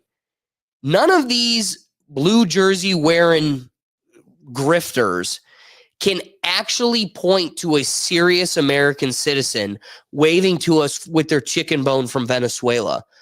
Hey guys, I'm stranded. He shipped me here. No. The only one, you got one. Bro, these are the highest numbers they've been balling out ever. You've got one, and he has MS-13 tattooed across his knuckles. And you got to twist every narrative and photoshopped picture to hide the fact that the one blurred line of American citizen is probably a crook. And I'm still going to say 1 out of 50,000, pretty damn good numbers. Still, we as Americans are allowed and should demand perfection, which is what our system equips us to do. However, let's stop lying too. I'm sorry, Gladiator. You always have great comments and I do appreciate it, but I don't think this is a true and serious comparison. And I think when the talking box drones upon it for days on end and years at this point, it creates a fabricated reality where, no, this isn't like a Gestapo, and you are getting in the way of true law and order. Am I misguided here, Ricky? No, because this is what they do. They find the most outlandish thing and be like, oh, this is, and they send the email out to all the members, like, this is, everybody put this in their own words and own sentence. You know how the teacher give you one word, you put in your own word, own sentence. The word was Gestapo. Find a way to it, and let's, however you got to get to it, you know, we got to get to it. There is shitty shit going on, but they are blowing it out of proportion just because of who the president is. Don't get me wrong, but he's not going to shit going on. There's shitty shit going on. But if it was Nazi Germany, a federal judge wouldn't be able to hold any power right now. Not even one. A federal judge wouldn't be able to let the lady out you said earlier. Wouldn't be able to stop the National Guard from proceeding somewhere. So it's like common sense needs to prevail at some point. Doing your research and your own homework and not just listen to talking heads. And if you hear the same word from like 10 different fucking representatives from different part in the country, you should sit there and be like, like, dude, is this real? Or like, it should start feeling fake after like 4, 3. Like, because not everyone, I don't know. Yeah, that's it. At the very least, they're sharing a speechwriter. I mean, you're right. You're very right. They're on the same email chain. Gestapo is the word this week, and let's nail it down. You know, let's refer to Nazi Germany 20 times this week so it can stick. It's been happening since the first freaking term. Like, I'm not with anyone's side, but like certain things does get redundant. Like, you have to use your common sense. Like, if it's Nazi Germany, it would be a lot worse, bro. Great point. Gladiator throws a final question out here. What happens if the next president is a Dem? That's an easy one. Yeah. If they open the border, they're not going to be president. No, dude, we could they're opening the border so they they're just can not be gonna say president it. because those folks vote for them. That's the thing. It's like if we could have our criticisms of ICE is all we want. We wanted secure borders, and I am still, regardless of what ICE is doing, circumventing everything, I am not complaining about the secure borders, and you're not going to hear a complaint about it from me. And that's the thing. So it's like if the next Dem nominee goes out there and be like, oh, I'll have open borders like it was for the Biden administration, it's like they're not going to win. I don't care. Like they're just not. That was the biggest issue with why they probably ultimately lost the last election. Now, we could sit here and have our criticisms about ICE, which we should. We should be able to have these conversations. But it's like Ricky said to begin with. It's like he's doing the same thing Obama did. It's like the same thing that Obama was saying and Obama was doing. And to go off Gladiator's initial question, like, is this the most fight back ICE has gotten in recent times? Since Trump's first presidency? Yes, I agree. It is. probably the most time and criticism they've got, and they should be. I feel like they should always kind of have like some criticism thrown their way. They should be held to certain standards. They shouldn't throw out the due process. But if the other individuals and the other side wants to come in and just completely open up the border and let anybody in, I think after the last 4 years, this country's not going to be voting for that. They're not going to vote in favor of that. And that's I like the perspective because it's an angle that I naturally wouldn't come up with, but it's true. It's true in that as long as they haven't learned an inkling from why they lost this election. Right. There's too many people that want to vote blue that never will because you continue to beat the same moronic drums, and insanity is doing the same thing over and over again, expecting a different result. So like Alex, not to cut you off again, but it's like we're everybody listening, Gladiator, all of them listening, us three talking here. We're open and independent enough that if a Democrat walked in and said, "Hey, listen, I'm not going to open the borders, but I would like to, kind of have a conversation about ease of passage for individuals and no alphabet soup in school to become citizens here sooner," like we would be open to listening to it. But you know what it's going to be? They're going to have the first Democratic debate where they're all going to primary debate where they're going to put them all on the stage and be like, they're going to ask them a softball question. Hey, are you going to open the borders or close the borders? Are you going to open the borders? They're all going to raise their hand like they always do. And we're all going to be your independents, and definitely the people on the right are just going to be like, nope, we're not doing it. Well, and so again, that's why I like the diversity of perspective here, because when posed the question on its surface, you see that won't even happen. When I'm posed the question, I do believe it's very possible because I saw the current president win 3 elections and was only crowned twice. So it also, I live in a world where the system can cheat itself, where dead people are voting from their house, their mail-in ballots. So even when the will of the people have totally left that side, I can see plenty different shufflings of the deck where they still are in the White House. So what happens when they are in the now to answer the question, and what happens when they're there is we have been living in the hyperbolic world where the Democrats weaponize the justice system and then yell at Trump when he tries to use law and order back at them. He goes and prepares to charge Comey, and then Obama goes, look he's weaponizing the justice system, as he literally fabricates the whole Russiagate scenario. So you've watched them literally weaponize the system, and then you've watched people use the system and be proclaimed as weaponizing the system. I think this is going to be a very real application of this fabricated system we're projected to live in. You will see, if we allow the current administration to weaponize this type of law enforcement, you will see it doubled down by the next, and it'll go back and forth. Here's really, but ICE isn't going to be used back at conservatives now that a Dem is in the White House. What you're going to see is, oh my goodness, the same exact thing. If you are sitting here watching this program and you truly believe our relationship with the lizard people that are in charge of us, if you believe it'd be any different if Kamala Harris won, you're the exact hamster they want running in your wheel. You're lost. You don't see the system for what it is. Her husband couldn't be more excited to put the Meshuggah on top of the door of the White House. You were going to get the same exact policies, the same exact outcomes. Do you think ICE goes away? Just so you know, that agency existed before Trump and will exist after Trump. What you'll see is a severe lack of reporting on it. It's exactly what I said with the Trump and Obama when it came to ICE. But that's also though why, and because I agree with your point. Like, it is going to be like this constant like overcorrection this way, overcorrection that way.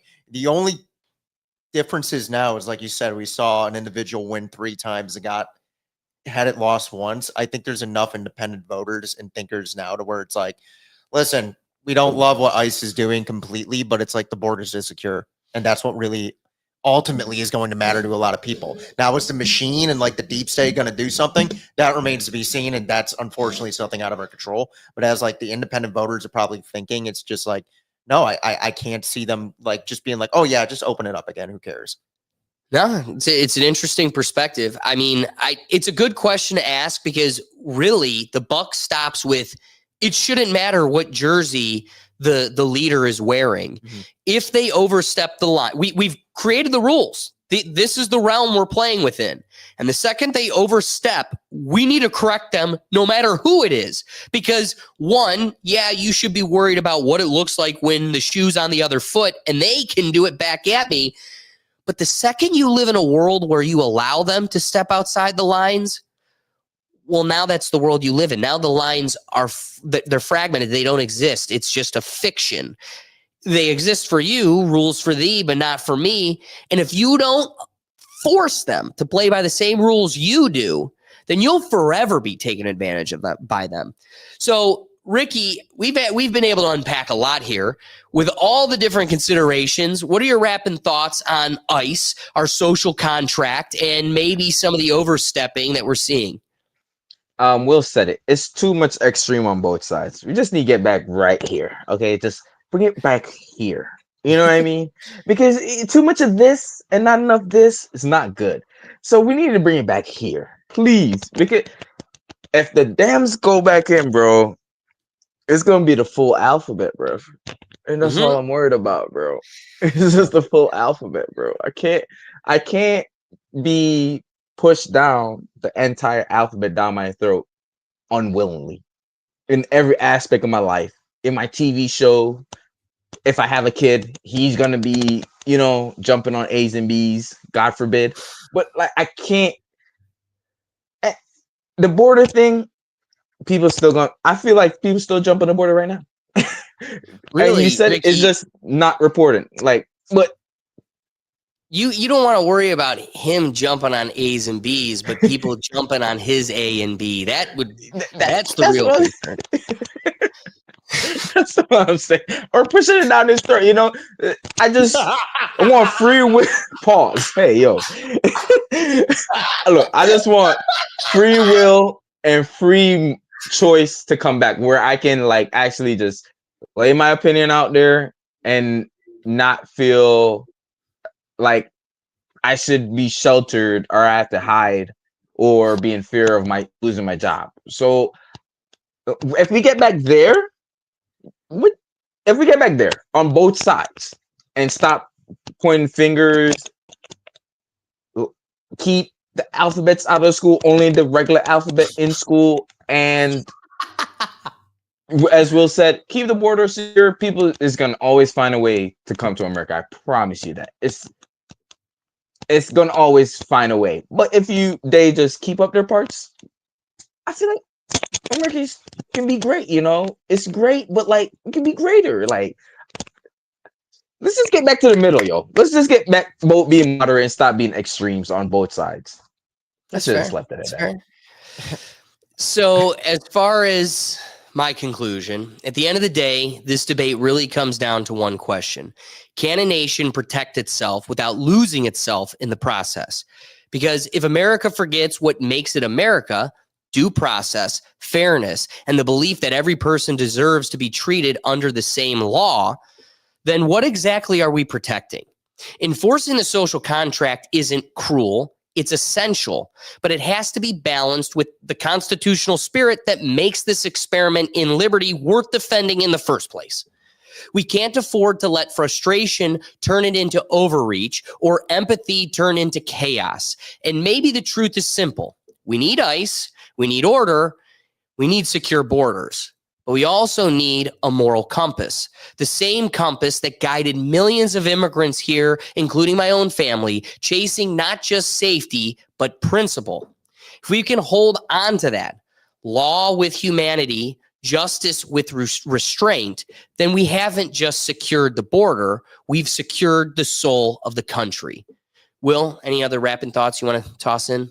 I mean, just think of it this time. At this time last year, the media was really highlighting like the caravans of just illegal people coming into this country, and now it's just they're pissed off at the people trying to fix it, get people out of. Yeah, it's like it's this side to this side completely, and it's like so it's fabricated, man. It's created by the propaganda. Can I be completely honest? I think it's 6 to 12 months from now, the ICE conversation, they're going to have to divert to something else. Yeah. Because at some point it's going to like It'll be Antifa by then. yeah, like it's going to divert to something completely different.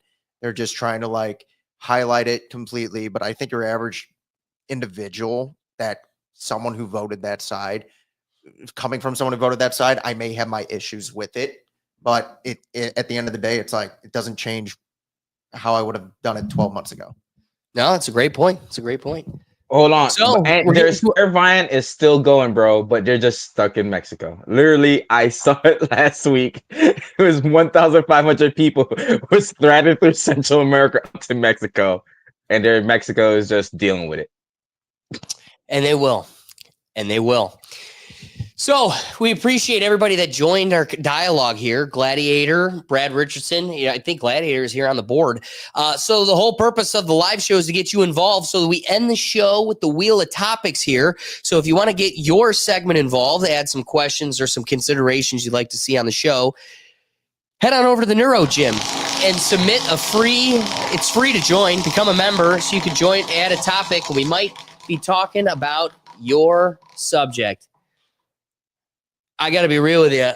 Are we going to be able to do it with just you and Ricky? What is it? Down the wiki hole? Oh, God. You know what? Since we got Ricky back, I'm going one click over. Ricky, this was your topic, ironically. You had submitted this. Will. Oh, sorry. Will, Ricky, you submitted this topic. Ethan Klein's copyright trap. That's how long it's been. So first, can you give us a little background, and then I'm going to flip it to Will because Will also knows a lot on this as well. So he set a trap for so these people that I think it's so long ago. Damn. So these people was criticizing him over and over, using his just like so people didn't watch his channel, would just sit there and play his shit. They would get up and just have his shit playing on stream, playing his podcast. Yeah. Okay. On stream, just playing his podcast, not repurposing it or nothing, which you have to do so you don't get a copyright strike, you know? And he set a trap for them and they fell for it. And he sent in the suit and everything. And yeah, that's the gist of what I remember, honestly. Will, do you have any more detail to season that with? Not particularly. I'm kind of, I don't, maybe it's just been long enough, Ricky. Like, what can you highlight the position? Like exactly, because I remember talking about it with Will. This was like again a month. That's how long it took. Is this when he baited them? Like he just baited them by being like they were reacting to like his show. No. Yeah, but they weren't reacting. They were just watching it on their stream, so people didn't have to go to his channel and watch it. So they were just stealing his content. Okay, yeah, they were stealing his content, hating on him, not repurposing it so it can't be strike for fair use. This was like the Hassan Piker people, right? Like yeah, and like they have like complete beef against one another, even though they had like a brief podcast together. Like it completely dissolved. Yeah. Okay. So Ethan Klein, who's a former self-proclaimed champion of fair use, is suing 3 female content creators for alleged copyright infringement after setting a trap for them to watch the Hassan Nabi content nuke. So, you know, it's one of these, it rules for thee, not for me. And this kind of runs along the same spirit of when we were talking about Sora 2. And it's either you want to protect creativity, which means we kind of got to open the door to a little bit more what's considered copyright infringement. Like, okay, you've held on to Mickey Mouse long enough. At some point, for whatever reason, a painter can put grills on Mickey Mouse. But if I try to do a Sora animation with it, that's infringement. Like at some point, it's you have this type of content, profit on it, create it. I shouldn't be able to carbon copy that and repurpose it. But I should be able to build off it, develop it, remix it, without having to pay every single hand in the pot. But the problem is there's so many billion-dollar businesses built off of being one of those grubby fingers in the pot. Like 21 Pilots does a new album. Well, that isn't just going to Tyler and Josh and their writer Paul Meany's pocket. It's going to the record label, the production studio, the audio hand. There's I mean, they're making good money. Yeah, but don't kid yourself. They're getting nowhere near the fraction you think they are. I bet you they're not even touching 50% because there's so many gatekeepers that have nothing to do with creation and have no creative spirit in them at all. However, leech on those that do, and they're owed their bit. Hey, I got 2% of everything that uses SpongeBob, so pay me. It's like, but you aren't the cartoonist and you aren't the voice actor or the writer who did the. Who are you? What do you say, Rick? When it comes to this space, as in like, not like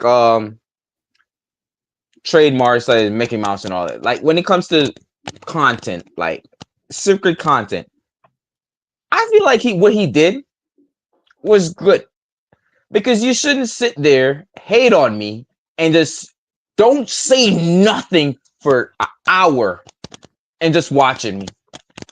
You don't have one comment. You're just sitting there smoking weed, eating chips, and not saying nothing. Oh, sorry, that wrong. Oh, guys, I'll be right back. Going to the bathroom.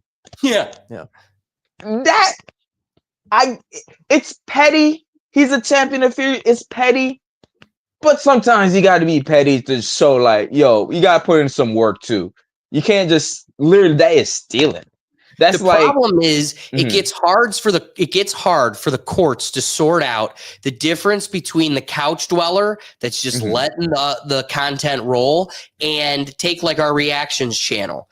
I curate 20 videos for our Sunday morning, and you got to add some jokes, some what you draw upon it, commentary. And at the same time, let's not take away from how much work the hours it took to compile just all the videos. Like that is an effort in and of itself. Yes, you own one of the 20 videos I put together, but what made the whole video worth watching is the compilation of them all together. And I agree. But how does a court sort that out? A court would go that now the system goes, whoa, I would be exhausted if I had to sort out every single one of those. So we kind of just got to draw a hard line. And then that's what's in this Ethan case, they deliberately said it. Yeah. And what deliberately said what? Oh, we're gonna steal, like they start their stream. We're gonna steal today, we're still farming. Like I don't know what the word or what they call it. They literally say, come over here, watch it. Don't give him no support. They say it in the video. And that was the thing. It's like when they again, these aren't smart people that did it because like they just admitted what they were doing. And then Ethan was like, oh, they don't have the capital to actually go through the court process like I do. So I could completely just screw them. You know, and I get it. I get it. I get it too. Other than when he goes to like Disney suing a daycare because they have Mickey Mouse on the wall. Nah, come on now, Disney. Like, that's ridiculous. And that was the thing. It's like, and it wasn't just like this one incident. Like there were a lot of other popular streamers that like most of their stream would be like they'd be like eating their food and just like watching clips of videos. And it's like, Alex, like you put a lot of effort into like the Sunday show, and these guys, they have like tons of viewers already for like what else they do, but they would just kind of sit there, eat their food. Hassan is like the king of it. Like he'll just kind of sit there and then he'll go on like some rant, pause a video, and then do it. So he'll like pause his dog too, but so like he good one. And like these 3 female streamers, I don't know all their names, but I know who Frogan is because I see her name all the time. And it's like she literally like opened it and be like, oh yeah, we're just gonna steal viewers from him. Like she just admitted what they were doing and just watched it the whole time. And then Ethan, like the next day, like put it up. And he's like, listen to just the start of this video. And right when she ended, he was like, got her. That's good. See, that I can appreciate. And I think any audience member with the ability to think can clearly see there's a difference. There is not a contradiction in Ethan Klein's fair use logic because this departs from that significantly. Right.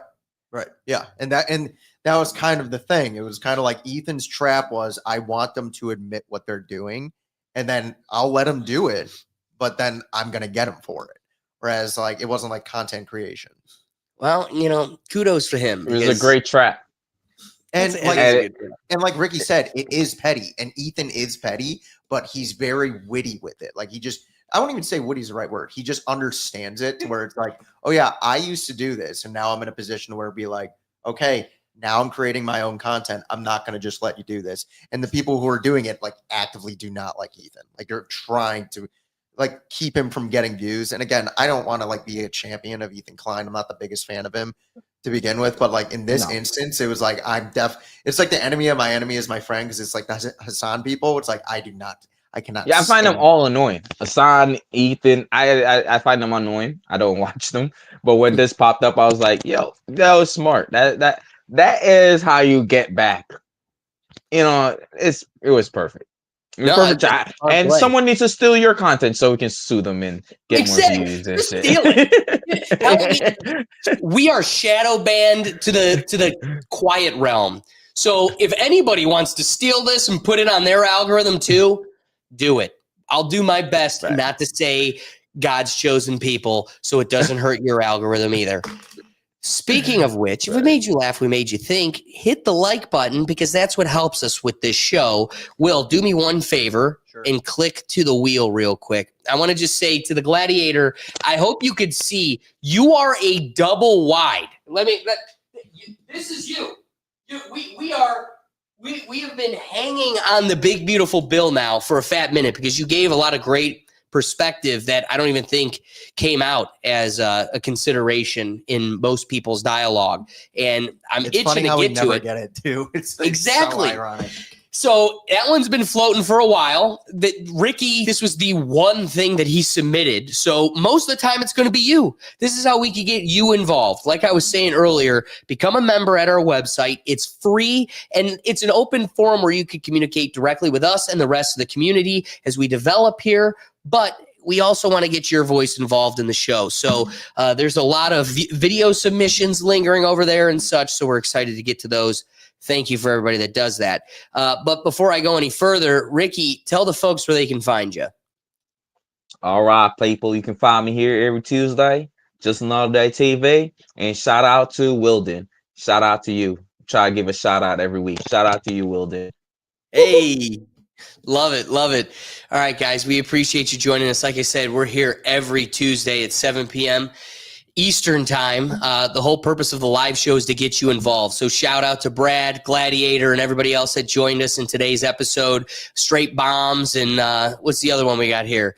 Supreme 1X. I mean, shout out. Because, again, we don't want to be stuck in our echo chamber. We want to get you involved, but also have this diversity of thought in the free marketplace of ideas and have some fun on the way. So be sure to hit the subscribe button and that notification bell so you don't miss us. But we also have all these other shows. Like I said, we do a Sunday show, get a little break from the social and political chaos, and just wake up, have a cup of coffee with us and some laughs with our reactions channel. And if you're looking for all the podcasts and everything else, one central place where you can find everything, that's our website at www.rethinktankpodcast.com. So be sure to head over there. But otherwise, guys, we appreciate you joining us, and we'll catch you next week. Peace.